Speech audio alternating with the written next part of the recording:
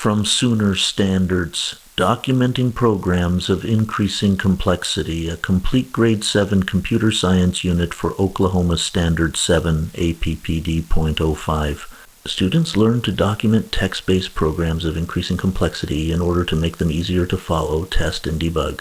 Inside a full teacher guide with pacing, misconceptions, and a scoring rubric was a content lesson with built-in comprehension checkpoints. This unit includes a standard mastery rubric for teachers and parents, a visual comparison chart of documentation types, a CS Careers connection, and an AI connection, all built to the Oklahoma HQIM rubric.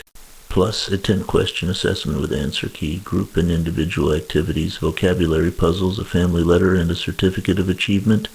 That's 3 to 4 Dalton's weeks of no prep, HQIM aligned instruction across 34, ready to print pages. Find it at Sooner Standards on Teachers Pay Teachers.